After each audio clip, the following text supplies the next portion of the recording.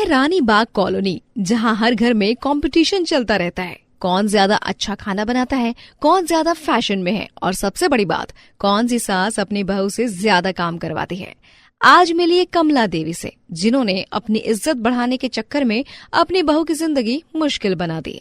कमला जी, आजकल की बहुएं तो बस 2 टाइम खाना बनाकर क्वीन बनती फिरती हैं। बिल्कुल, मेरी बहू तो ब्रेकफास्ट भी प्रॉपर नहीं बनाती, बस चाय बिस्किट दे देती है। अरे आप लोगों को पता रहे, मेरी नेहा तो 4 टाइम अलग अलग खाना बनाती है। 4 टाइम मतलब कैसे? जी हाँ, मॉर्निंग में special breakfast, lunch, evening snacks और डिनर, सब अलग अलग डिशेस। वाह कमला जी, आपकी बहू तो बहुत गुणी है। हमारी बहुओं से तो 2 टाइम का भी मुश्किल से होता है। कमला देवी मुस्कुराते हुए अंदर चली जाती है, जहाँ नेहा किचन में काम कर रही है। नेहा, आज से तू 4 टाइम खाना बनाएगी। 4 टाइम माँ जी? लेकिन क्यों? क्यों मतलब? घर में सिर्फ 2 टाइम खाना बनता है तो लोग क्या कहेंगे? शर्मा जी और वर्मा जी के सामने मैंने बोल दिया है। माँ जी, मुझसे इतना सब नहीं होगा। होगा क्यों नहीं? मैंने कहा है तो होगा, मेरी इज्जत का सवाल है। अगले दिन सुबह 6 बजे नेहा किचन में पराठे बना रही है। नेहा, ये क्या बना रही है? माँ जी, आलू के पराठे। अरे नहीं, मॉर्निंग में कुछ स्पेशल बना, सैंडविच या फिर उपमा, कुछ फैंसी सा। माँ जी, पराठे तो अच्छे हैं। अच्छे बच्चे की बात नहीं है, पड़ोसी क्या कहेंगे कि कमला जी के घर मॉर्निंग में भी वही घर का खाना। ये माँ जी तो मेरा कचूमर निकाल के ही मानेंगी। नेहा, लंच में पुलाव बना, प्लेन दाल चावल नहीं। माँ जी, मैंने दाल चावल बनाया है। फिर से वही बात, मैंने जो कह दिया अब वही बनेगा, समझी? जी माँ जी। नेहा, इवनिंग में समोसा बनाना, टी के साथ कुछ तो चाहिए। माँ जी, मैं बहुत ज्यादा थकी हुई हूँ। टायर्ड शायद कुछ नहीं, तुम्हारी उम्र में मैं दुनिया भर का खाना बना लेती थी। हाँ, वो तो दिखता है। ये बुढ़िया तो दिखावे में मेरी बलि चढ़वाएगी। दिन शर्मा आंटी और वर्मा आंटी कमला देवी के घर आती हैं। कमला जी, क्या खुशबू आ रही है? अरे कुछ नहीं, नेहा ने आज मॉर्निंग में चीज सैंडविच बनाए थे, लंच में बिरयानी, अभी इवनिंग स्नैक्स के लिए पकौड़े बना रही है। वाह, कितनी मेहनत करती है आपकी बहू। हाँ, बहुत अच्छी है, हमेशा 4 टाइम अलग अलग खाना बनाती रहती है।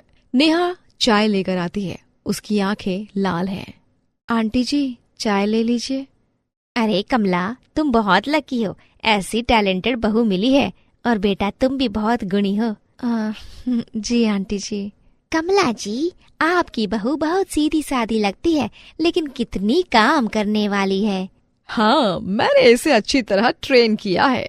रात को विकास ऑफिस से घर आता है। नेहा, कहाँ हो तुम? आ रही हूँ, डिनर तैयार कर रही हूँ। यार, तुम हमेशा किचन में क्यों रहती हो? मुझसे बात भी नहीं करती। विकास, माँ जी को 4 टाइम अलग अलग खाना चाहिए। मैं सुबह से शाम तक किचन में हूँ। 4 टाइम? ये कब से शुरू हुआ? पिछले हफ्ते से। माँ जी का कहना है कि सोसाइटी में इज्जत का सवाल है। ये क्या बात है? रुको जरा। मम्मी, कहाँ हो आप? क्या हुआ बेटा? मम्मी, नेहा को इतना लोड क्यों दे रही हैं? वो पूरा दिन किचन में रहती है। अरे बेटा, पड़ोसी क्या कहेंगे कि कमला जी के घर सिर्फ 2 टाइम खाना बनता है? हमारी भी कोई शान है कि नहीं? मम्मी, ये सब दिखावा है। दिखावा नहीं, सोसाइटी में रेपुटेशन मेंटेन करनी पड़ती है। हद है मम्मी, मतलब कुछ भी। ज्यादा मुंह मत चला मेरे सामने। 4 टाइम का खाना अगर बना देगी तेरी बीवी तो मर नहीं जाएगी, समझे? चल जा, अपना काम कर। वहीं 1 महीने बाद नेहा किचन में काम करते करते अचानक गिर जाती है। अरे, चक्कर आ रहा है। नेहा, क्या हुआ? अरे बहू, तबीयत ठीक नहीं लग रही। अरे नेहा, ये क्या हुआ? कोई डॉक्टर को बुलाओ भाई। इनकी तबीयत वीकनेस और स्ट्रेस की वजह से खराब हुई है। बहुत ज्यादा काम कर रही हैं लगता है। सुना आपने? डॉक्टर साहब, क्या करना होगा? कंप्लीट रेस्ट और कम से कम काम। अगले दिन नेहा बिस्तर पर रेस्ट कर रही और कमला देवी किचन में 4 टाइम का खाना बना रही हैं। अब मुझे ही बनाना पड़ेगा, लेकिन क्या बनाऊं? मम्मी, ब्रेकफास्ट क्या है? बेटा, मैं पराठा बना रही हूँ। अरे बाप रे, अब लंच भी बनाना है। नेहा कितनी आसानी से सब कुछ कर देती थी। तभी शाम को शर्मा आंटी आती हैं। कमला जी, आज कुछ अलग स्मेल आ रही है। हाँ, वो आज नेहा बीमार है तो मैं बना रही हूँ। अच्छा, तो इवनिंग स्नैक्स क्या बनाया? वो आज सिंपल चाय बिस्किट है। अरे आप तो कहती थी कि 4 टाइम अलग अलग। वो आज स्पेशल कुछ नहीं, बस यही है। पूरे दिन खाना बनाते बनाते रात को कमला देवी बहुत थका हुआ महसूस करती हैं। आज तो मैं बिल्कुल थक गई, पूरे दिन किचन में रही। अब पता चला कि नेहा कितना काम करती थी। हाँ, मुझे लगता था कि 4 टाइम खाना बनाना कोई बड़ी बात नहीं, लेकिन आज समझ आया। मम्मी, नेहा को बहुत बुरा लगता था जब आप उससे इतना सब कुछ करवाती थी। बेटा, मैंने गलती की है। सोसाइटी के सामने दिखाने के चक्कर में मैंने नेहा को परेशान कर दिया। अरे भाग्यवान, अब तो समझ जाओ, छोड़ो ये सब चोचलापन। अगले दिन नेहा कुछ बेहतर फील कर रही थी। बेटा, मुझे माफ कर दे, मैंने तुझे बहुत परेशान किया। सोसाइटी के सामने दिखाने के चक्कर में तेरी हेल्थ की परवाह नहीं की। माँ जी, कोई बात नहीं, बस आप समझ गई, यही बहुत है। हाँ बेटा। और वो 4 टाइम वाला ड्रामा भी बंद, अब सिर्फ 2 टाइम, वो भी सिंपल खाना। एक हफ्ते के बाद किचन में नेहा और कमला देवी साथ में काम कर रही हैं। वाह, आज तो टीम वर्क हो रहा है। हाँ बेटा। वही कुछ टाइम बाद शर्मा और वर्मा आंटी फिर घर पर आती हैं। कमला जी, आजकल 4 टाइम का खाना बंद कर दिया? हाँ, मैंने रियलाइज किया कि ये सब दिखावा था। मतलब? मैं सिर्फ आप लोगों को इम्प्रेस करने के लिए अपनी बहू को टॉर्चर कर रही थी, ये गलत था। हैं? लेकिन कमला जी, अब हम साथ मिलकर 2 टाइम का अच्छा खाना बनाते हैं। क्वालिटी इम्पोर्टेंट है, क्वांटिटी नहीं। आंटी जी, चाय ले लीजिए। बेटा तुम बहुत खुश लग रही हो आजकल। जी आंटी जी, माँ जी अब मेरी बेस्ट फ्रेंड बन गई हैं। हाँ, अब हम टीम हैं। रात को पूरा परिवार डाइनिंग टेबल पर बैठते हुए बात करता है। वाह, आज का खीर बहुत टेस्टी है। ये किसने बनाया? हम दोनों ने। Perfect combination. नेहा, तूने मुझे सिखाया कि कुकिंग में सबसे इम्पोर्टेंट इंग्रेडिएंट क्या है। क्या माँ जी? लव, प्यार, मोहब्बत और साथ मिलकर काम करना। मम्मी, अब आप सोसाइटी प्रेशर में नहीं आएंगी ना? बिल्कुल नहीं, अब मैं समझ गई हूँ कि खुशी अपने घर में होती है, दूसरों को दिखाने में नहीं। और इस तरह कमला देवी को समझ आया कि सोसाइटी के सामने दिखावा करने से अच्छा है अपने घर में खुशी रखना। जब तक हमारे ईगो हमारे फैमिली के लिए प्रॉब्लम ना बने, तब तक सब ठीक है, क्योंकि आखिर में सबसे बड़ी अचीवमेंट होती है अपने परिवार की खुशी। मुंबई के एक मिडिल क्लास शर्मा परिवार में उनकी बहू प्रिया, जो 1 साल पहले इस घर में शादी करके आई थी, वो हर दिन मेहनत और लगन से घर को संभालती थी। मगर कहते हैं ना कि सास को बहू का कभी कोई काम नहीं दिखती है तो बस उसकी कमियां। रोहित, देखो तुम्हारी बीवी ने फिर से चाय का बर्तन जला दिया। अरे इसे कुछ आता भी है या नहीं? और फिर साबुन भी कितना बर्बाद करती है बर्तन धोने में। सॉरी माँ जी, मैं आगे से ध्यान रखूंगी। क्या करूं मैं सॉरी का? और खाने में इतना तेल नमक कौन डालता है? कितना बर्बाद करेगी हम लोगों को। माँ, ऐसे क्यों बोल रही हैं? अब तुम मुझे सिखाओगे कि मैं कैसे बोलूं? सुधा, इतना क्यों चिल्ला रही हो? सही तो बना है खाना। हाँ, सबको ये बहुत अच्छी लगती है, बस मैं ही तो बुरी हूँ। सुधा देवी को लगता था कि प्रिया सिर्फ उनके पैसे के लिए शादी करके घर आई है, इसीलिए वो हर दिन कोई न कोई नई परेशानी खड़ी करती रहती थी, और पैसे की बात आते ही वो और भी सख्त हो जाती थी। रीता, ये लड़की तो बिल्कुल कामचोर है, सारा दिन एसी में पड़ी रहती है महारानी बनकर। बिजली का बिल कितना आएगा अगर यूं ही एसी चलाती रहेगी तो? इसे समझ नहीं आ रहा। प्रिया पूरे घर की सफाई करके ही थोड़ी देर आराम करने के लिए बैठी ही थी कि तभी, अरे वहां क्यों बैठी है? और ये एसी क्यों चला रखा है? बिजली का बिल क्या तुम्हारे मायके वाले भरेंगे? जाकर रसोई साफ कर। माँ जी, मैंने अभी साफ की है, और एसी तो जस्ट मैंने अभी ऑन किया है। मुझसे बहस मत कर, और हाँ, टीवी जरा कम चलाया कर, बिजली बर्बाद होती है।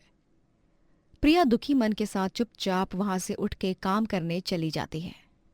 शर्मा जी, इन आजकल की लड़कियों को कुछ नहीं आता, बस शादी करके खाने आ जाती है, पैसे का कोई हिसाब नहीं, बस खर्च करना जानती हैं। लेकिन सुधा, मैं तो देखती हूँ प्रिया बहुत मेहनती है और बहुत समझदारी से खर्च भी करती है।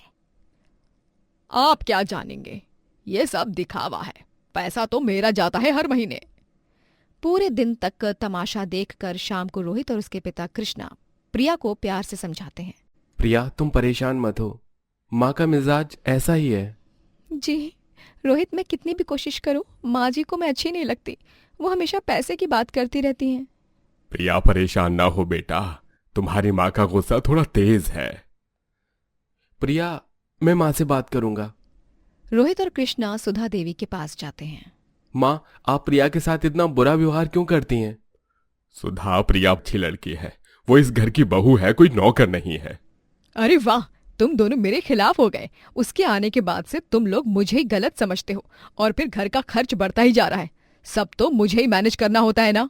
माँ, बात ये नहीं है, आप उसे मौका तो दीजिए। मौका? 1 साल से मौका दे रही हूँ, लेकिन ये बदलेगी नहीं। पैसे की कदर है ही नहीं इसे। बेटे और पति की बातें सुधा देवी के दिल पर लगती हैं और उसे ये गलत फहमी हो जाती है कि प्रिया मेरे पति और बेटे को मेरे खिलाफ भड़का रही है। फिर होना क्या था, अगले दिन सुधा देवी और भी सख्त हो जाती हैं। सुन, आज मेरी बहन रीता आ रही है, उसके लिए खास खाना बनाना। और हाँ, कोई गलती नहीं होनी चाहिए, लेकिन ज्यादा सामान मत खरीदना बाजार से, ठीक है? पैसे बर्बाद मत करना। जी माँ जी।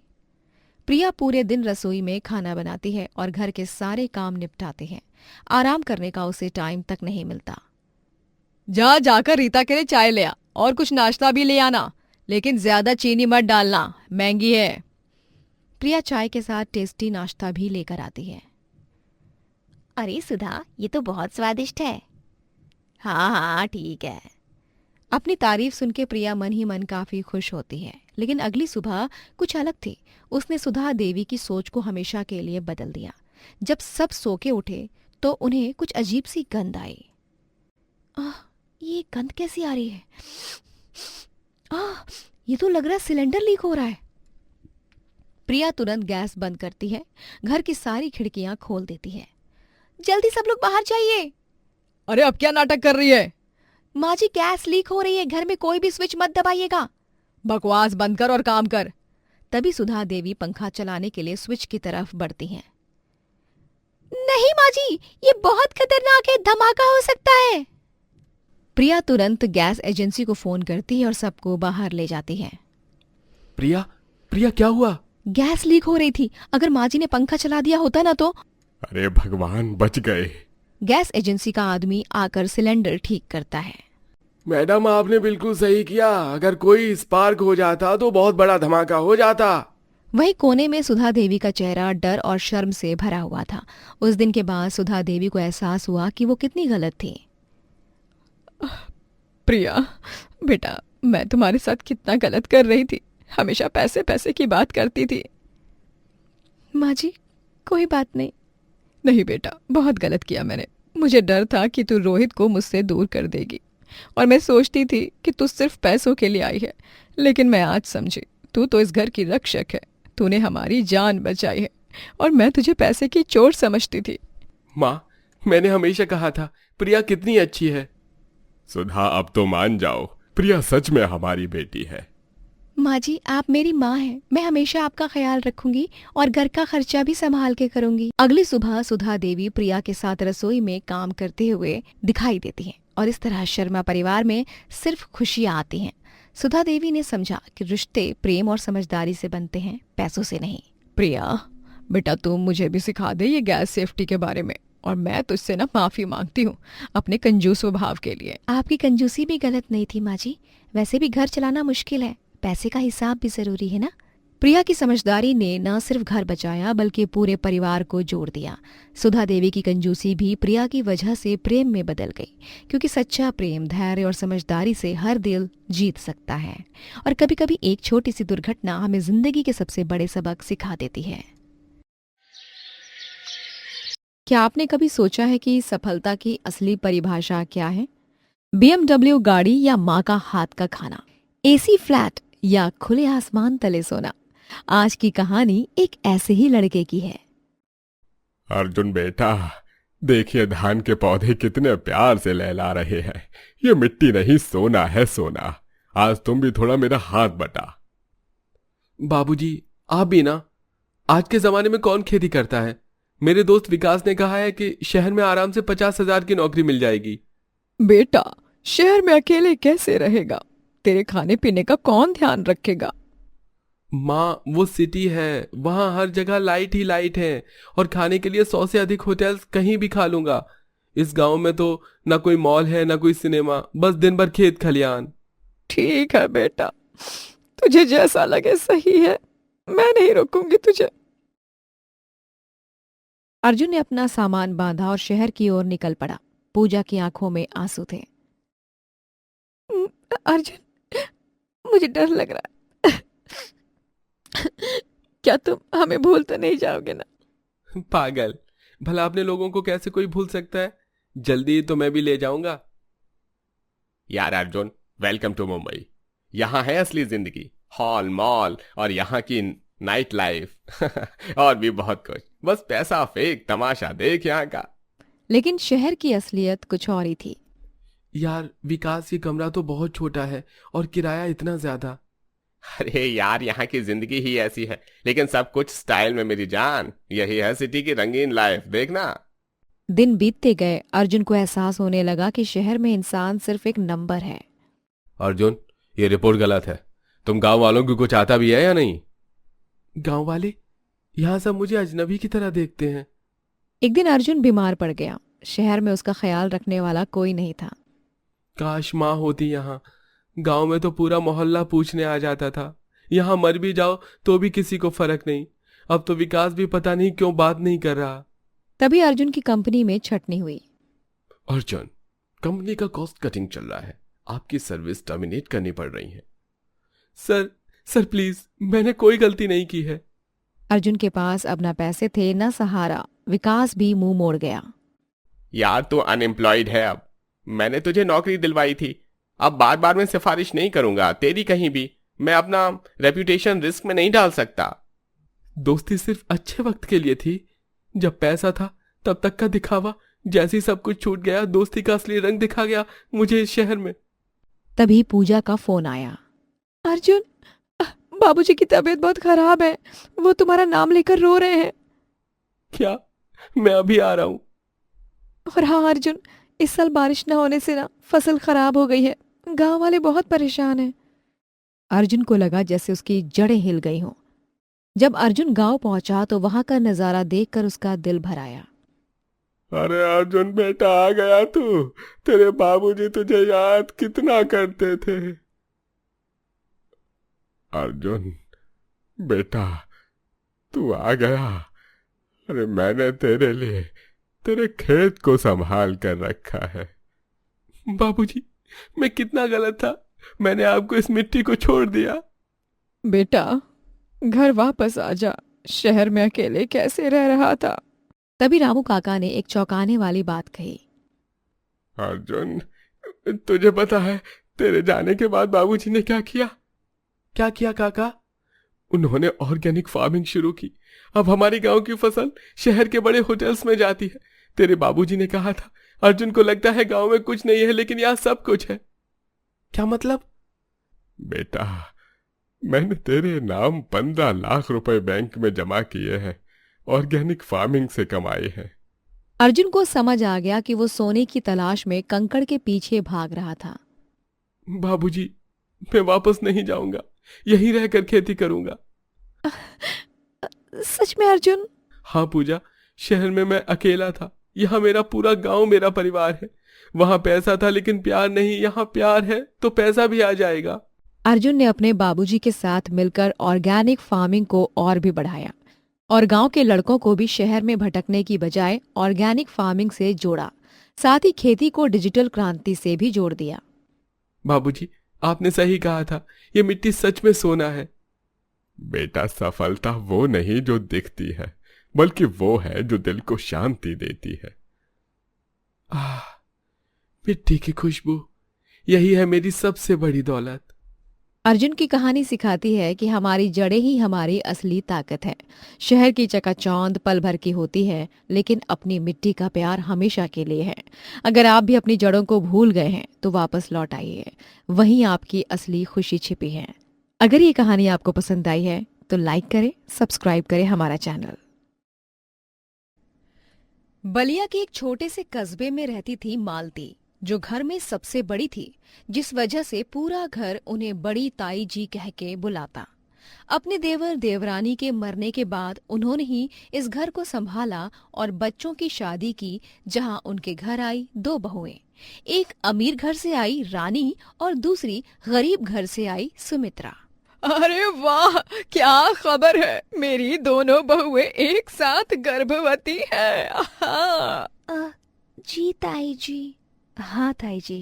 अरे मेरी रानी बेटी, तू बस आराम कर, कोई काम वाम नहीं करना। हाँ, और सुमित्रा, तू रानी का पूरा ख्याल रखियो, समझी? हाँ। जी ताई जी, लेकिन मैं भी तो। तू भी क्या? तेरे मायके से कोई खास सुविधा मिली है हमें? बोल।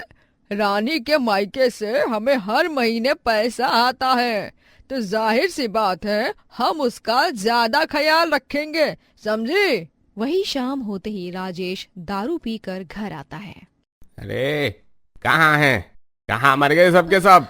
राजेश जी, आप फिर से दारू पीकर आ गए हैं? हाँ तो तेरे बाप का घर है क्या? मैं जो चाहूँ करूँ। ताई जी मुझे पैसे चाहिए। लेकिन बेटा, अरे ये तो कल के सामान के लिए है, वो कैसे आएगा? बोल। कल की कल देखी जाएगी, मुझे पैसे अभी दो। राजेश उनसे पैसे लेकर बाहर निकल जाता है। वहीं दूसरी तरफ अमित काम से थका हुआ घर आता है। सुमित्रा, तुम ठीक तो हो ना? कोई परेशानी तो नहीं? नहीं, बस थोड़ा थक गई हूँ। ताई जी, आपने सुमित्रा से इतना काम क्यों करवाया? डॉक्टर ने कहा है आराम करने को।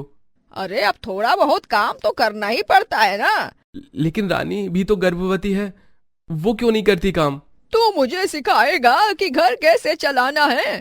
ठीक है, अगर इतना ही बुरा लग रहा है तो कल से मैं खुद काम कर लूंगी, तू अपनी बीवी को संभाल, ठीक है? कुछ समय ऐसे ही नोक झोंक में निकल जाता है। वहीं तीसरे महीने दोनों तरफ के माई बाप ताई जी के घर आते हैं। अरे मेरी रानी कैसी है, देखो मैं क्या क्या लाई हूँ। 5 किलो देसी घी, बादाम, काजू, और ये देखो 20,000 रुपए नकद लाई हूँ मैं, मेरी रानी बिटिया। अरे वाह शीला जी, आप तो हमेशा से ही इतनी दानी हैं। उसी समय कमला माँ एक छोटे से थैले के साथ अपनी बेटी सुमित्रा से मिलने आ जाती हैं। ताई जी, मैं सुमित्रा के लिए कुछ सब्जियां और घर का बना हुआ अचार लाई हूँ। बहुत कम है हम जानते हैं, लेकिन। अच्छा ठीक है, रख दो कहीं पर भी। हाँ। अरे कमला जी, आपको शर्म नहीं आती? इतने कम सामान के साथ आई है। शीला जी, हमारी हैसियत बस इतनी ही है, लेकिन मैं कोई खाली हाथ थोड़ी ना आई हूँ अपनी बेटी के घर। माँ, आप जो भी लाई है वो मेरे लिए सबसे कीमती है। आप चलिए ना मेरे साथ मेरे कमरे में, मुझे आपसे बहुत सारी बात करनी है माँ। ऐसे ही 6 महीने बीत गए। रानी को सिर्फ आराम मिला, जबकि सुमित्रा रोज घर का काम करती रही।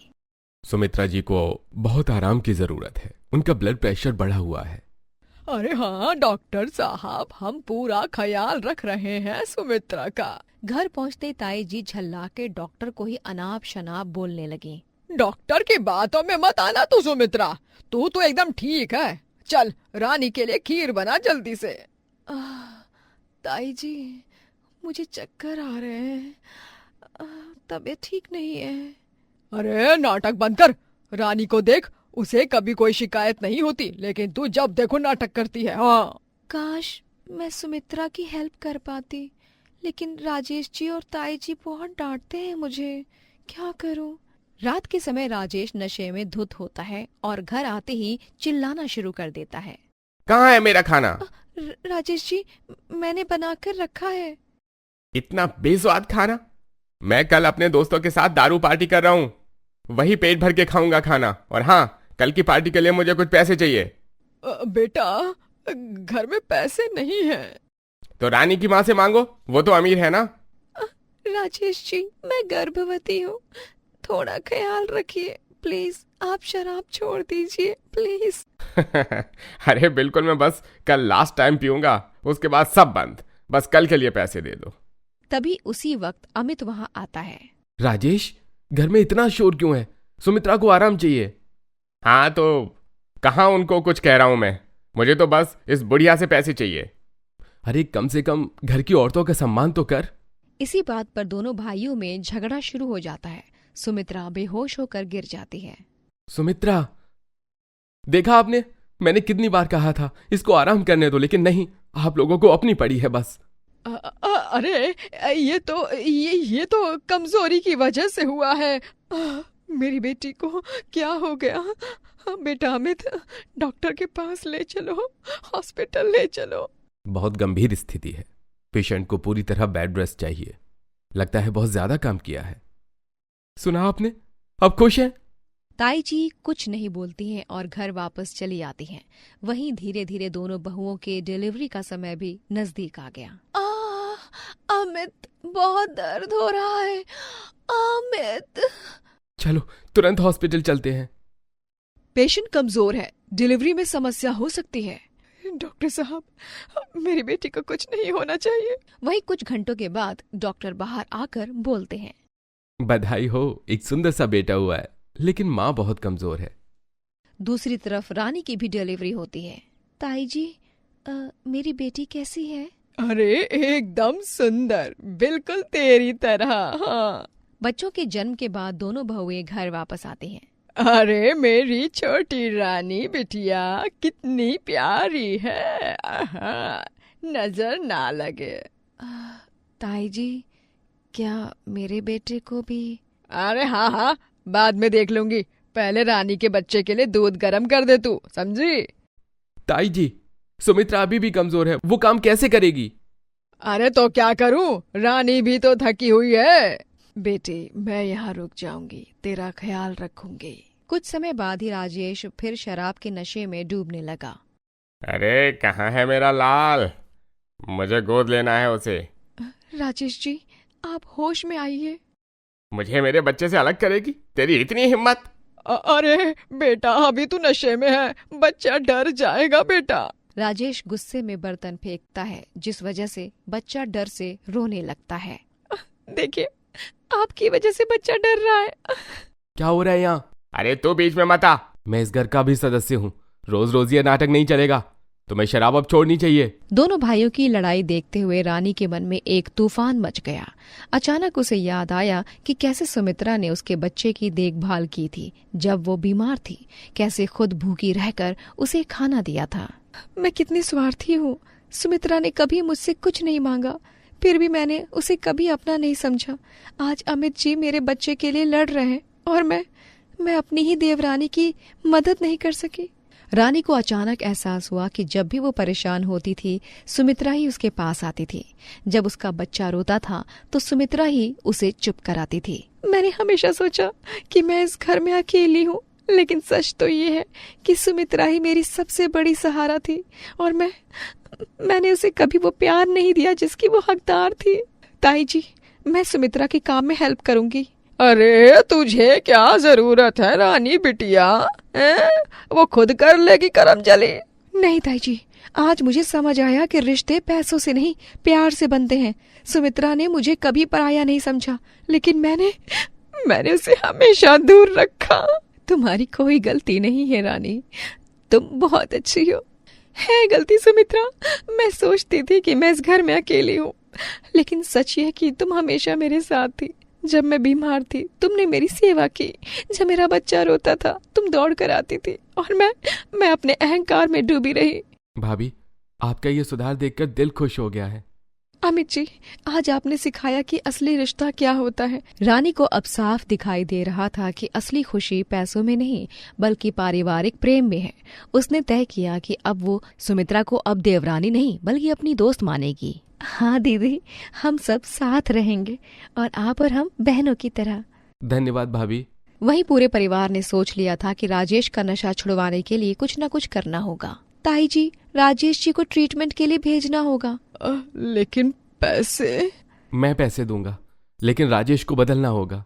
सुमित्रा, जल्दी से स्वस्थ हो जाओ, फिर हम लोग घर में पार्टी करेंगे। जब तक तुम ठीक होगी तब तक राजेश जी की भी शराब की आदत खत्म हो जाएगी। हाँ बहन, जरूर। और इस तरह जो घर भेदभाव से भरा था वो प्रेम और एकता का घर बन गया। सुमित्रा को मिली वो इज्जत जिसकी वो हकदार थी। राजेश भी सुधर कर एक अच्छा पिता बना। मालती ताई को भी एहसास हुआ कि पैसों से ऊपर होता है रिश्तों का प्यार। ये कहानी है बनारस की गलियों में रहने वाली लड़की मीरा की। जन्म से गरीब लेकिन दिल से अमीर, लेकिन किस्मत को कुछ और ही मंजूर था। तभी तो पाई पाई जोड़ने वाली लड़की को सीधे मिला सोने की महल वाला ससुराल। वो कैसे, चलिए जानते हैं। माँ, दवाई के पैसे हो जाएंगे, बस एक और ब्लाउज सील देती हूँ। बेटी रात दिन काम करती है, आंखें खराब हो जाएंगी तेरी। मीरा, आज मजदूरी कम मिली है बचवा। पापा परेशान काहे होते हैं? आपके पास आपकी बेटी है अभी, हम मिलकर सब संभाल लेंगे। घर से कुछ दूरी पर मीरा अपने काम से गई। तभी उसकी नजर एक आदमी पर पड़ी जो जमीन पर गिरा हुआ था।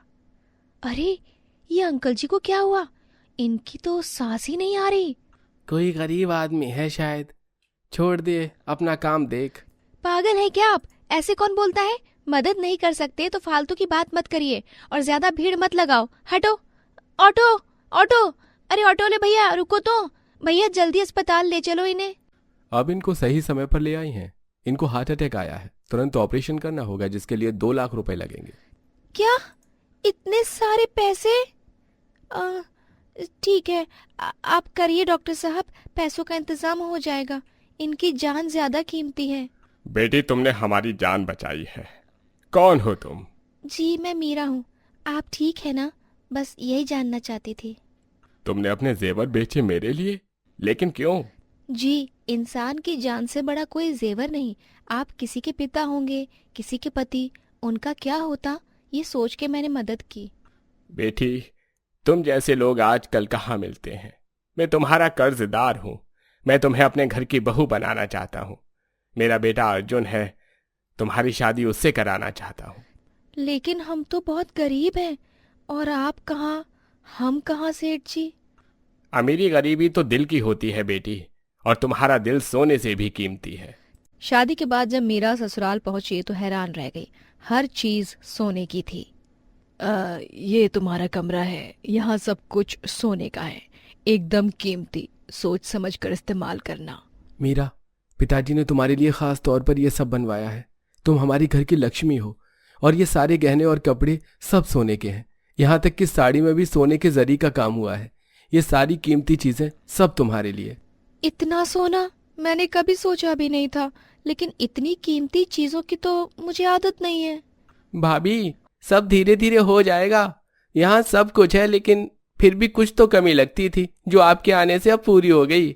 मुझे भी खुशी है कि मुझे देवर के रूप में एक प्यारा सा भाई मिला है। मीरा, मेरा खाना निकाल के मेरे कमरे में ला दो, और माँ का खाना भी उनके कमरे में पहुंचा देना।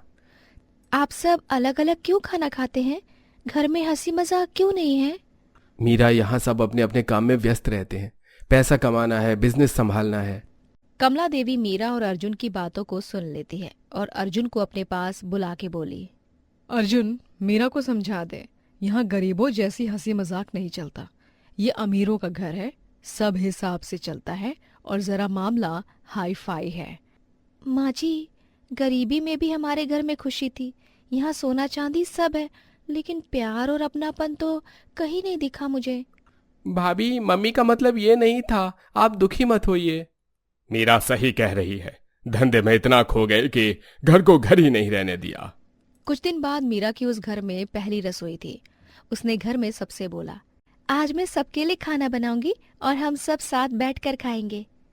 साथ बैठकर? ये तो सालों से कभी नहीं हुआ। लेकिन मीरा, मैं ऑफिस से थका हुआ आता हूँ। तो और भी जरूरी है कि आप परिवार के साथ बैठें, खुशी मिलेगी, थकान भी उतर जाएगी। भाभी की बात सही है, मैं तैयार हूँ। चलो आज से नई शुरुआत करते हैं। देखते हैं कैसा लगता है। लीजिए, सबके लिए घर का खाना बनाए। वाह मीरा, कितना स्वादिष्ट है। भाभी, आपके हाथ में तो जादू है, जादू। बेटी तुमने हमें सिखाया कि खाना सिर्फ पेट भरने के लिए नहीं, बल्कि रिश्ते मजबूत करने के लिए भी होता है। मीरा, मैं गलत थी, तुमने सच में हमारे घर में खुशी भरी है। माँ जी, अब तो लगता है कि सच में घर मिल गया। एक बात कहूँ, मन में बहुत दिनों से है। हाँ बेटी, खुलकर कहो। पापा जी, भगवान ने हमें इतना दिया है, क्यों ना हम उन लोगों की मदद करें जो मेरी तरह गरीब हैं। लेकिन मीरा, बिजनेस में पैसे की जरूरत होती है। जी हाँ, लेकिन जब मैंने अपने पापा की जान बचाई थी तो मेरे पास कुछ नहीं था। फिर भी भगवान ने मुझे आप जैसा परिवार दिया ना। भाभी सही कह रही हैं, हम करोड़पति हैं, कुछ तो मदद कर सकते हैं। मीरा, तुम्हारे दिल की बात सुनकर मुझे अपने बेटों पर गर्व हो रहा है। ठीक है बेटी, कल से शुरू करते हैं। अस्पतालों में गरीबों के लिए मुफ्त दवाई की व्यवस्था करेंगे। कुछ महीने अग्रवाल अग्रवाल परिवार का सम्मान समाज में और भी बढ़ गया। अग्रवाल साहब, आपकी मदद से सैकड़ों गरीब मरीजों का इलाज हुआ है। बहन जी, आपकी वजह से मेरे बच्चे की जान बची है। भगवान आपको खुश रखे। भैया ये सब भगवान की कृपा है, हम तो बस माध्यम हैं। मीरा, तुमने हमें सिखाया कि पैसा सिर्फ कमाने के लिए नहीं, बांटने के लिए भी होता है। और सबसे बड़ी बात, अब हमारे बिजनेस में भी बरकत है। जितना बांटते हैं उतना ही वापस मिलता है। बेटी, पहले मुझे लगता था सिर्फ सोना ही खुशी देता है। माँ जी, अब तो मुझे समझ आया कि सोना तभी कीमती है जब उससे किसी का भला हो।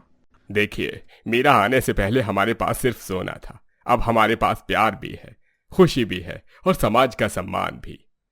मीरा, तुमने हमें जिंदगी जीना सिखाया है, सिर्फ पैसा कमाना नहीं।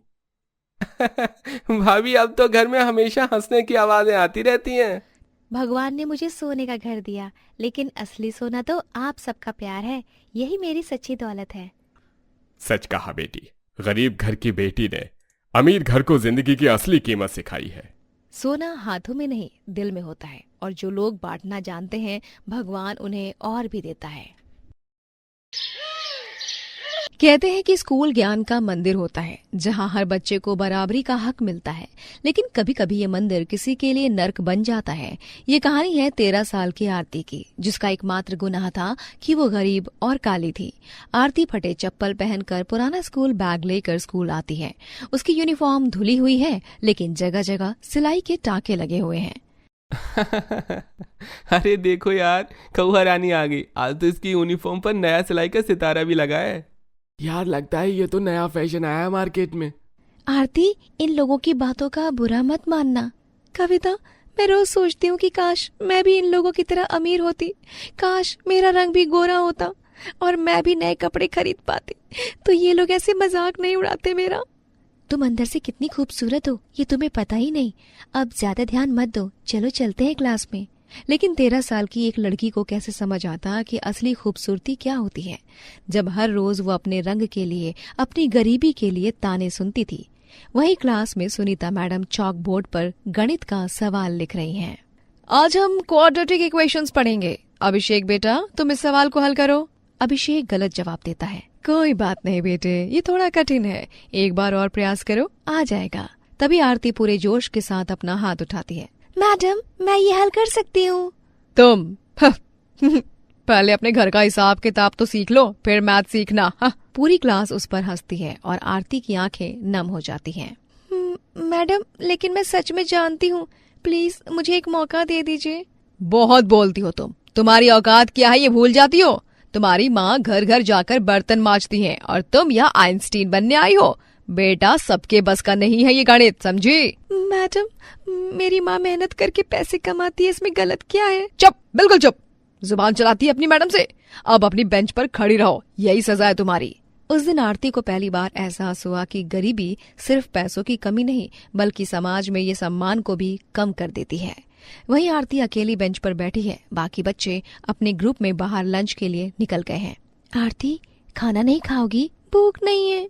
झूठ मत बोलो, तू एक रोटी बची थी, माँ ने मुझे दे दी और खुद भूखी रह गई। भला मैं कैसे खा सकती थी? अरे पगली, रो मत, मैं हूं ना। चल, मेरे पास टिफिन है, हम साथ में करते हैं, ठीक है?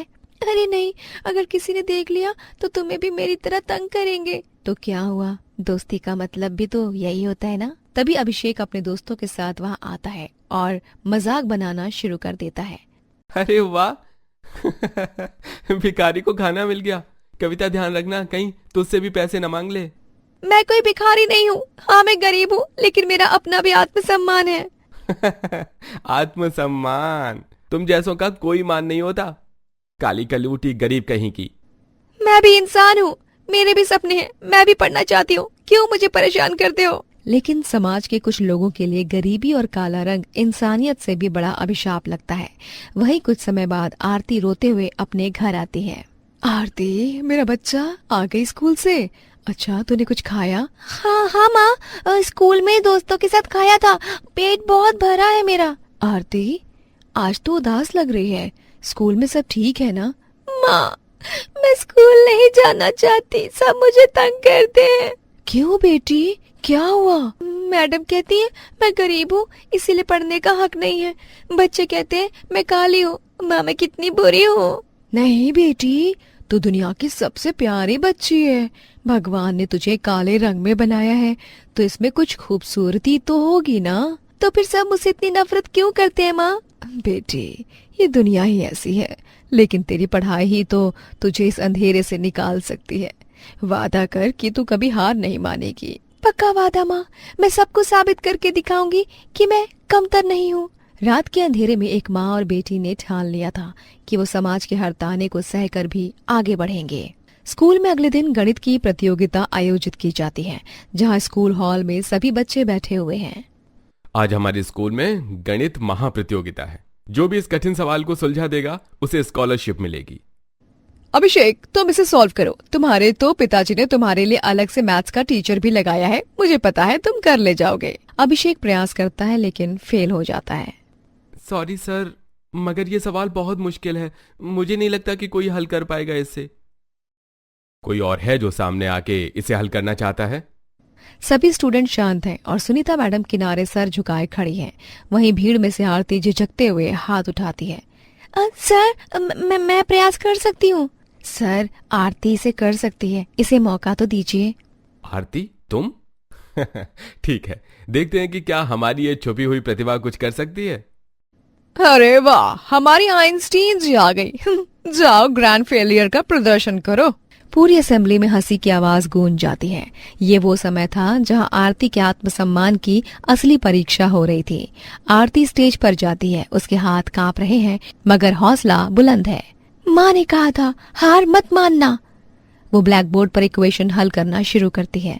वाह, बिल्कुल सही तरीके से हल किया है। सर, हल हो गया है। अद्भुत। आरती, तुमने क्लास 10th लेवल का प्रॉब्लम सॉल्व कर दिया। सर, गणित में रंग और गरीबी नहीं देखी जाती, सिर्फ दिमाग की शक्ति देखी जाती है। मुझे लग रहा है मैंने आरती को बहुत कम समझा है। अब पता चला, हमेशा उसे तंग करता रहा है तू। अभिषेक की आंखों में अपराध बोध साफ दिखाई दे रहा था, जबकि आरती हिम्मत जुटाकर आगे बढ़ रही थी। वहीं सुनीता मैम के तो होश उड़ गए थे। ये कैसे संभव है?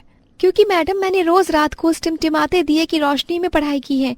मैंने हर ताने को अपनी प्रेरणा बनाया है। ये तुम सबसे अलग हो आरती। धीरे धीरे पूरी सभा खड़े होकर आरती को सम्मानित करती है और उसके लिए तालियां बजती हैं। उस दिन आरती ने सिर्फ गणित की समस्या हल नहीं की थी, बल्कि समाज के भेदभाव करने वालों को भी चुनौती दी थी। आरती, मैं तुम्हें पूरी छात्रवृत्ति देना चाहता हूँ। किताबें, यूनिफॉर्म, फीस, सब कुछ स्कूल की तरफ से। आपका बहुत बहुत शुक्रिया सर। सुनीता जी, मैं आपसे निराश हूँ। आपका व्यवहार एक बच्चे के प्रति बहुत गंदा था। मुझे शर्म आती है आपको शिक्षक कहते हुए। सर, मुझसे बहुत बड़ी गलती हुई है। मैं अपनी गलती के लिए आरती से भी माफी मांगूंगी। आरती, मैं तुमसे माफी मांगती हूँ। मैंने तुम्हें दिखावे और रंग के आधार पर परखा। मैं एक शिक्षक होकर भी इतनी छोटी सोच रखती थी। मुझे माफ कर दे बेटा। मैडम, ऐसा मत बोलिए। आपकी वजह से मुझे पता चला कि मैं कितनी मजबूत हूँ। क्षमा इंसान को कितना बड़ा बनाती है, ये आरती ने उस दिन सिखाया। वहीं स्कूल में वार्षिक समारोह का भी दिन आ गया। मंच पर आरती को वर्ष की सर्वश्रेष्ठ छात्रा का पुरस्कार मिला। आज मैं सभी के सामने कुछ कहना चाहती हूँ। मैंने अपनी जिंदगी में बहुत संघर्ष किया है। गरीबी की वजह से, अपने रंग की वजह से मुझे रोजाना भेदभाव का सामना करना पड़ा है। लेकिन आज मैं यहाँ खड़ी हूँ इस मंच पर, क्योंकि मैंने कभी कभी अपने सपनों को मरने नहीं दिया। याद रखिएगा, आपकी योग्यता आपके बैंक खाते से नहीं, आपके रंग से नहीं, आपके चरित्र और दृढ़ संकल्प से तय होती है।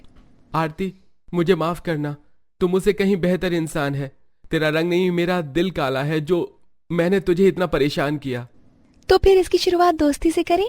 सबसे अच्छे दोस्त। आरती अपनी माँ के साथ स्कूल से बाहर निकलती है, नया यूनिफॉर्म पहनकर, नए जूते पहनकर। आज मेरी बेटी ने पूरी दुनिया को दिखा दिया कि हम गरीब हैं लेकिन छोटे नहीं हैं। माँ, अब मैं बड़ी होकर शिक्षक बनूंगी, लेकिन मैं कभी किसी को उसकी गरीबी या रंग के लिए नहीं परखूंगी। आरती की ये कहानी हजारों बच्चों की कहानी है। समाज में आज भी बहुत सी आरती हैं जो अपने सपनों के लिए लड़ रही हैं। अगर आप शिक्षक हैं, माता पिता हैं या बस एक इंसान हैं, तो याद रखिए, हर बच्चा सम्मान, प्यार और समान अवसरों का हकदार है। कहते हैं ना कि बेटे घर के चिराग होते हैं, लेकिन क्या होता है जब ये चिराग ही अंधेरा कर दे? यह है सुमित्रा देवी की कहानी। एक ऐसी माँ जिसने अपना सब कुछ अपने बच्चों पर न्यौछावर कर दिया। पता नहीं आज राजेश आएगा कि नहीं। कल कहा था आऊंगा माँ, लेकिन। नमस्ते मम्मी। अरे अंजलि बेटी, आजा आजा। रोहन कैसा है मेरा राजा? नानी मैं ठीक हूँ, आपको देखने का बहुत मन कर रहा था। अंजलि की आंखों में अपनी माँ के लिए प्रेम था, लेकिन चेहरे पर चिंता की लकीरें भी थीं। वो जानती थी कि उसके भाई अपनी माँ को भूल गए हैं। मम्मी, राजेश भैया और संजय भैया कब आए थे आखिरी बार? 2 महीने हो गए बेटी। राजेश को फोन करती हूँ तो कहता है बिजनेस, संजय कहता है प्रोजेक्ट चल रहा है। ये सुनकर अंजलि का दिल टूट गया। जिस माँ ने अपने बेटों के लिए दिन रात एक किया था, आज वही बेटे उसे अकेला छोड़ गए थे। हेलो। भैया, मैं अंजलि बोल रही हूँ। हाँ बोल, क्या बात है? मैं मीटिंग में हूँ। भैया, मम्मी को देखने कब आओगे आप? वो बहुत परेशान हैं। देख अंजलि, मेरे पास टाइम नहीं है, जल्दी ही आता हूँ। लेकिन भैया वो अकेली हैं। तो क्या करूँ? तू ही संभाल लेना, मुझे काम करने दे। राजेश को ये नहीं पता था कि पैसा कमाते कमाते वो अपनी माँ को खो रहा है। उसकी आंखों पर लालच का पर्दा इतना मोटा था कि माँ का प्यार दिखाई ही नहीं दे रहा था। संजय भैया। अरे अंजलि, आजा, क्या बात है? भैया, मम्मी के बारे में बात करनी है। क्या हुआ मम्मी को? भैया वो अकेली है, आप दोनों भाई कभी मिलने नहीं जाते। अरे यार, वो तो प्रेजेंट डेडलाइन है ना, बाद में चला जाऊंगा। भैया, बाद में कब तक? मम्मी का दिल टूट रहा है। देख अंजलि, हम सबकी अपनी जिंदगी है, मम्मी को समझना चाहिए, तो क्यों इतनी परेशान होती है?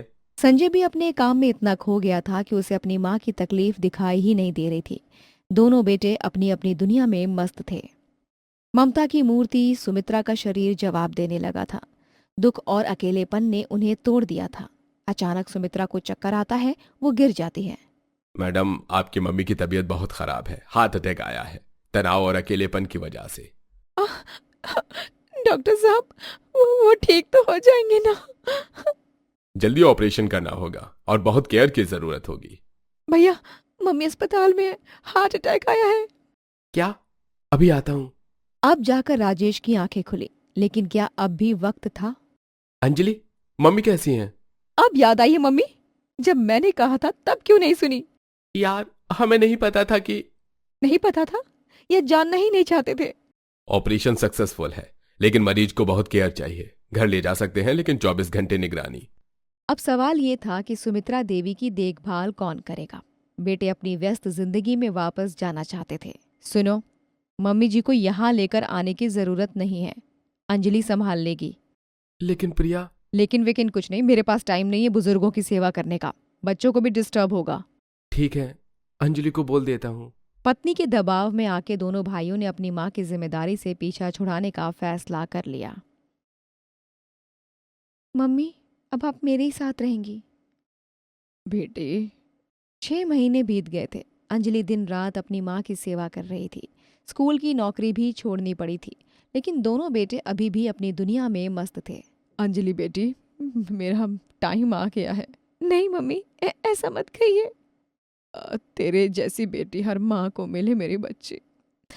हो सके तो तेरे भाइयों को माफ कर देना। मम्मी, आप ठीक हो जाओगी मम्मी। सुमित्रा देवी ने अपनी बेटी की गोद में आखिरी सांस ली। जिन बेटों के सपने देखकर वो जिंदगी भर जीती रही, वो उनकी अंतिम यात्रा में भी शामिल नहीं हुए। समाज के सामने दोनों बेटों की कलई खुल गई थी। माँ के अंतिम संस्कार का अधिकार भी उन्होंने खो दिया था। दोनों भाइयों के पास कोर्ट की तरफ से नोटिस आता है, जिसमें उसकी मम्मी के नाम पर एक वसीयत होती है, जहां सुमित्रा देवी ने अपनी पूरी संपत्ति अंजलि के नाम कर दी होती है। ये गलत है, हम कोर्ट जाएंगे। आप जा सकते हैं, लेकिन वसीयत बिल्कुल कानूनी है। और एक बात, घर के पेपर्स में भी अंजलि का नाम है। सुमित्रा जी ने 6 महीने पहले ही ट्रांसफर करवा लिया था, और एक पत्र आप लोगों के लिए छोड़ गई हैं। मेरे प्यारे बेटो, ये जो अंजलि तुम्हारी बहन लगती है, वो दरअसल तुम्हारी सगी बहन नहीं है। अंजलि को मैंने 10 साल की उम्र में गोद लिया था, फिर भी उसने मुझसे इतना प्यार किया जितना तुम सगे बेटों ने नहीं किया। मुझे संपत्ति नहीं चाहिए भैया, मम्मी को आप दोनों का प्यार और साथ चाहिए था, जो आप नहीं दे सके। यार, हमने कितनी बड़ी गलती की है। भाई, अब कुछ नहीं हो सकता, अंजलि सही कह रही है। ये था कर्म का न्याय। सुमित्रा देवी ने अपनी जिंदगी में ही ये फैसला कर लिया था कि उनकी मेहनत की कमाई का हकदार कौन है। वही अंजलि ने साबित कर दिया कि बेटी भी बेटे से कम नहीं होती।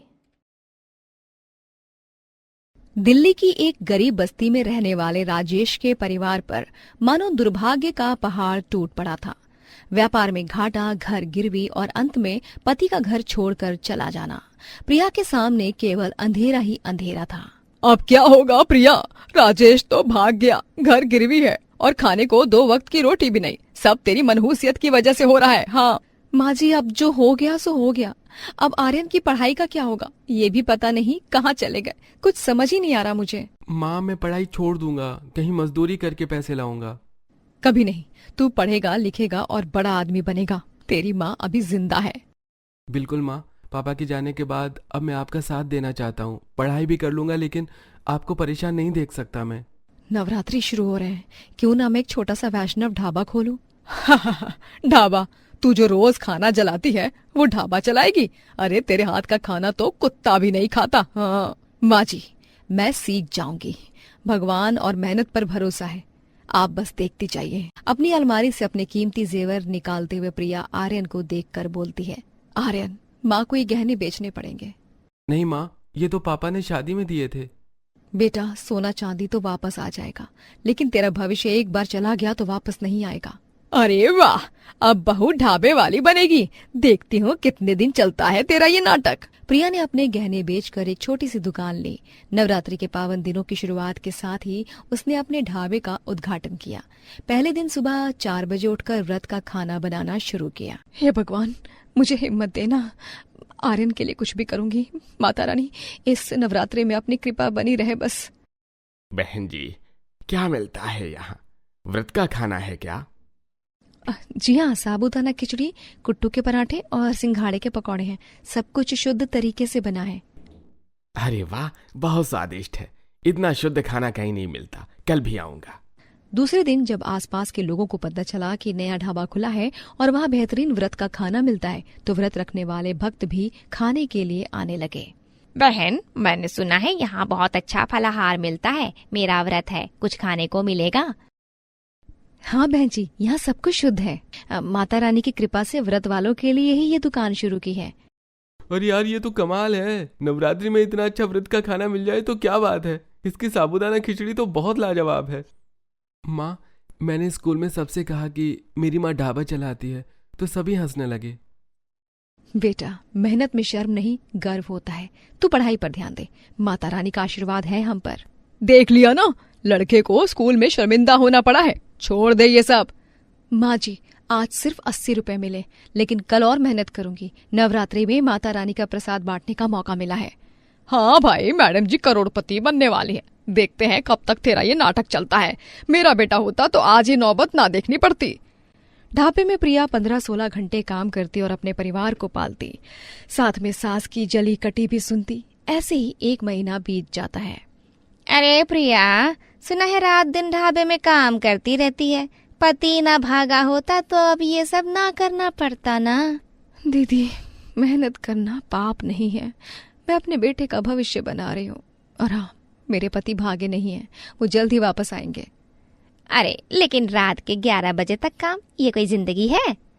कोई नहीं दीदी, जैसी भी है मैं खुश हूँ। अब बस यही जिंदगी है। आपको कुछ काम नहीं तो जा सकती हैं यहाँ से आप।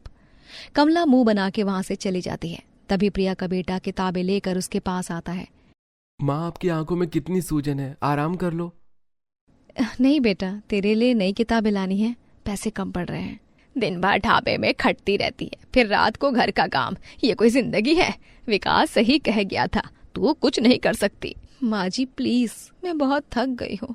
आज कम से कम मुझे हिम्मत दीजिए आप। दादी, माँ इतनी मेहनत कर रही हैं और आप उन्हें ऐसे नहीं बोल सकती। अरे तू माँ की तरफदारी करेगा? देख कैसे हाथ काले हो गए इसके। हे भगवान, मुझसे कुछ गलती हो रही है क्या? बेटा तू बस पढ़ाई में ध्यान दे, माँ सब संभाल लेगी। अपने बेटे को समझा के प्रिया उसे सुला देती है, मगर रात भर उसे पैसों की तंगी खाए थी। वहीं अगली सुबह ढाबे में एक व्यक्ति आता है। बहन जी, आपका खाना बहुत स्वादिष्ट है और इतना साफ सुथरा। धन्यवाद जी, मैं पवित्रता और सफाई का खास ख्याल रखती हूँ। आप चाहें तो थोड़ा सामान उधार ले सकती हैं व्यापार बढ़ाने के लिए। जी लेकिन अगर पैसे वापस ना कर पाई तो? कोई बात नहीं, आपकी मेहनत देखकर लगता है कि आप जरूर सफल होंगी। उस अनजान व्यक्ति की मदद से प्रिया ने अपना ढाबा बढ़ाया। धीरे धीरे 2 महीने बाद उसकी जिंदगी में नया मोड़ आया, जैसे मानो माता रानी की सीधी कृपा उस पर पड़ी हो। अरे बहन जी, मैं पास के दुर्गा मंदिर का पुजारी हूँ। प्रणाम पंडित जी, कैसे आना हुआ? आपके यहाँ का खाना बहुत शुद्ध और सात्विक है। क्या आप मंदिर के लिए प्रसाद और भंडारे का खाना बना सकती हैं? सच में पंडित जी, मैं तो सिर्फ छोटे मोटे व्रत का खाना बनाती हूँ। बहन जी, आपके हाथ में भक्ति है। मंदिर में रोज 100 लोगों को भोजन चाहिए। महीने के 5,000 रुपए मिलेंगे। हाँ पंडित जी, ये तो माता का आशीर्वाद है। उसी एक सप्ताह बाद ही उसको एक एनजीओ से बड़ा ऑर्डर मिला। आप प्रिया जी है ना? जी हाँ, आप कौन है? मैं सेवा संघ एनजीओ से हूँ। हमें आपके बारे में पता चला, आप बहुत अच्छा खाना बनाती हैं। धन्यवाद मैडम। हमें गरीब बच्चों के लिए रोज 200 लोगों का खाना चाहिए। क्या आप बना सकती हैं? महीने के 8,000 रुपए मिलेंगे। इतना बड़ा ऑर्डर? लेकिन मैं अकेली हूँ। आप 2 लड़कियों को हेल्प के लिए रख सकती हैं, हम पैसे दे देंगे। इतनी बड़ी बात से प्रिया मानो झूम सी गई। वो तुरंत घर में खुशी से भाग के आई। आर्यन, आर्यन, सुन सुन, मंदिर और एनजीओ से ऑर्डर मिल गए हैं। सच में माँ? अब तो अच्छी किताबें आ जाएंगी। है? ये क्या हो रहा है? मंदिर से ऑर्डर? माँ जी, माता रानी मेहनत करने वालों का साथ देती हैं। अब मैं रोज सुबह 3 बजे उठकर खाना बनाऊंगी। माँ, मैं भी स्कूल के बाद आपकी मदद करूंगा। प्रिया की मेहनत रंग लाने लगी। अब उसके यहाँ 2 हेल्पर काम करती थी। मंदिर, एनजीओ और नियमित ग्राहकों से अच्छी आमदनी होने लगी। बहन जी, अब तो आपका नाम पूरे इलाके में फैल गया है। हाँ अंकल जी, माता की कृपा है, लेकिन काम बहुत बढ़ गया है। माँ, मैंने 9वीं में टॉप किया है। टीचर ने कहा है कि मैं इंजीनियर बन सकता हूँ। सच में बेटा? हे माता जी, आपका शुक्र है। बहन जी, अब आपको बड़ी जगह लेनी चाहिए, रेस्टोरेंट खोलिए। जी, सोच रही हूँ। माँ, मैं भी अब बड़ा हो गया हूँ, मैं आपके साथ बिजनेस प्लान बनाऊंगा। आर्य ने 10वीं पास करके माँ के साथ मिलकर ढाबे को एक सुंदर रेस्टोरेंट में बदल दिया। अब यहाँ 10 लोग काम करते थे। माँ देखिए, हमारे रेस्टोरेंट का बोर्ड कितना सुंदर लग रहा है। बेटा, ये सब तेरी पढ़ाई और मेहनत का फल है। प्रिया जी, आपके यहाँ का खाना अब 5 मंदिरों में जाता है। और हमारे 3 एनजीओ में भी आपने गरीब बच्चों को कितना अच्छा खाना दिया है। 2 साल बाद ढाबे से बने रेस्टोरेंट में ताबड़तोड़ भीड़ के बीच अचानक विकास का प्रिया के सामने फटे कपड़ों में आना होता है। प्रिया, मैं। हाँ, विकास, तुम यहाँ? पापा, अब क्यों आए हैं? जब हमें जरूरत थी तब कहाँ थे? बेटा, मैं बहुत गलत था। प्रिया, तुमने जो कर दिखाया, ये सब तुम्हारी मेहनत से हुआ है। मुझे माफ कर दो। अब आया है मेरा नालायक बेटा। जब प्रिया रात दिन काम में पिसती थी तब कहाँ था तू? थोड़ी सी मुसीबत आई नहीं कि भाग गया था मुंह उठा के। माँ जी, गुस्सा मत कीजिए। माँ, मैं प्रिया से माफी मांगने आया हूँ। तुमने जो इज्जत और नाम कमाया है, मैं उसके लायक नहीं हूँ। बहू, मैंने तुझे कितने ताने दिए, माफ कर दे। आज तू हम सबकी इज्जत है। तेरी वजह से मेरा नालायक बेटा भी आज मेरे पास वापस आ गया। सब भगवान की माया है।